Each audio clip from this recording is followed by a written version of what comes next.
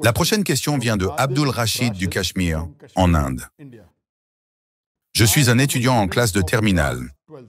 Monsieur, j'ai un ami non musulman à qui j'essaie d'expliquer l'islam depuis le 25 mai 2020. Hier, il m'a posé une question, mais je n'ai pas pu y répondre. La question est la suivante. Aucune religion dit que si vous ne suivez pas Dieu, vous serez puni. Mais dans l'islam, Allah dit que si vous ne m'obéissez pas, je vous punirai sévèrement. Est-ce qu'Allah n'est pas égoïste? Monsieur, mon ami est très proche de prononcer la shahada. Si vous répondez, il pourrait accepter l'islam bientôt, Inch'Allah. La question posée par Abdul, qui fait da'wah auprès de son ami non musulman et qui est très proche d'accepter l'islam, est la suivante. Pourquoi dans l'islam, Allah est si égoïste? A'udhu billah. Et pourquoi dit-il que si vous ne m'obéissez pas, je vous punirai? Alors que dans d'autres religions, Dieu ne dit pas que si vous ne l'obéissez pas, vous serez punis. Je ne suis pas d'accord avec votre ami non musulman.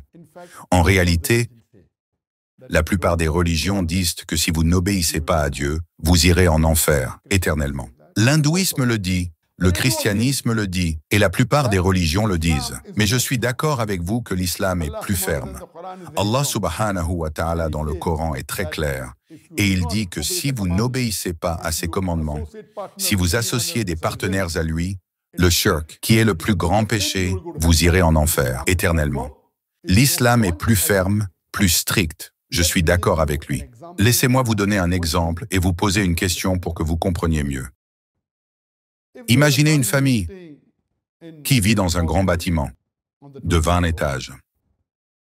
Dans cette famille, il y a un enfant de 5 ou 6 ans qui veut sauter du balcon, qui est au 20e étage. Il dit même à son père, « Je veux être Superman » et qu'il veut sauter. Il y a un premier père qui dit et essaie d'expliquer à son fils de manière logique, « Tu ne pourras pas voler, tu n'es pas Superman, s'il te plaît, ne saute pas. » Le deuxième père, dans la même situation, dont le fils dit qu'il veut sauter du 20e étage, dit « Ne saute pas du 20e étage, sinon je te punirai, je gronderai, je ne te laisserai pas descendre jouer. » Puis il y a un troisième type de père, aussi dans la même situation, dont le fils veut sauter du 20e étage pour voler comme Superman, mais ce père est plus ferme. Il dit « Si tu oses même penser à sauter, je te gronderai. Je te punirai dans ta chambre. Si tu penses même à sauter, et si tu essaies de sauter aussi, je te punirai dans ta chambre. » Je pose la question.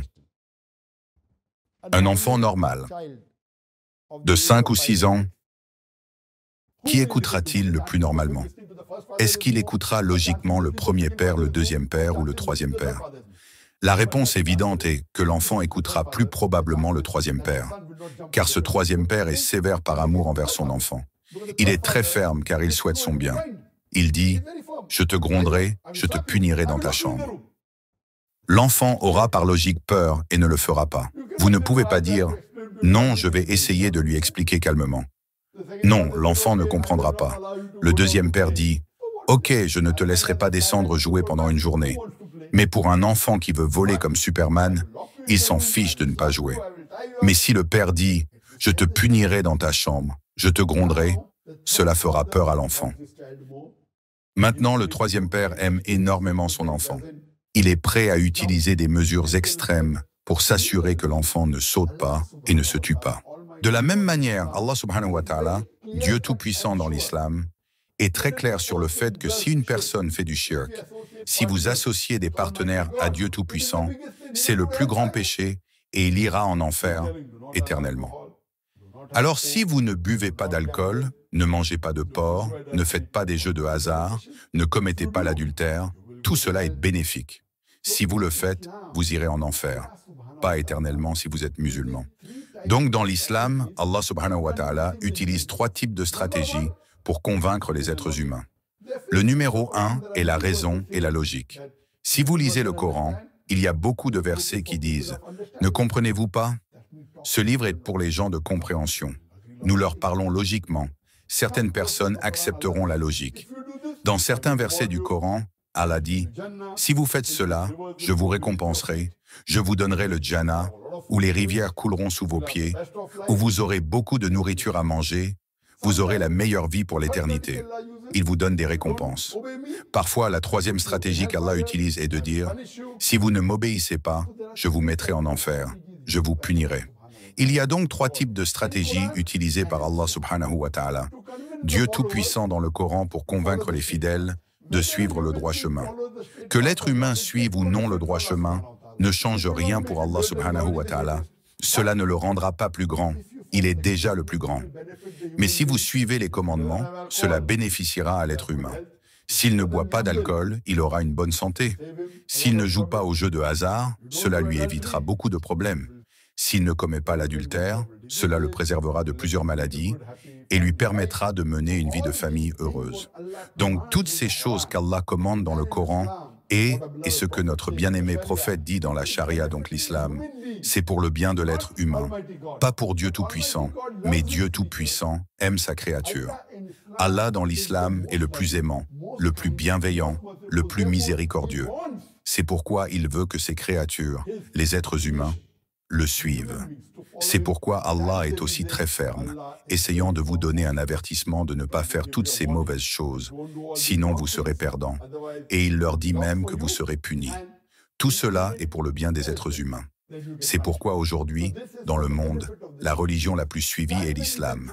En nombre, vous pouvez avoir plus de chrétiens qui se déclarent chrétiens, peut-être environ 2,7 milliards ou un peu plus, mais il y a plus de 2 milliards de musulmans dans le monde, soit plus de 26%.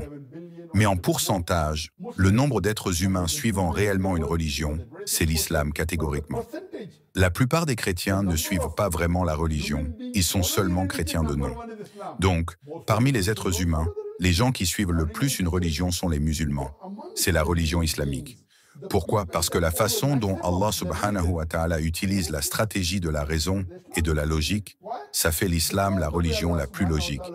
Il utilise la stratégie de donner des récompenses. Les récompenses mentionnées dans le Coran au sujet du Jannah. La description du Jannah est la meilleure comparée à toute autre écriture. En même temps, il les avertit. Vous recevrez une punition, vous irez en enfer. La description de l'enfer dans le Coran est la pire comparée à d'autres écritures. La stratégie utilisée par Allah subhanahu wa ta'ala est la plus logique, la plus gratifiante, la plus punitive. C'est pourquoi les gens qui suivent le plus une religion suivent l'islam. Et selon une enquête réalisée en Allemagne il y a environ 1 an, les gens les plus satisfaits et les plus heureux sont les musulmans, grâce à cette stratégie. J'espère que cela répondra à votre question et que votre ami se convertira.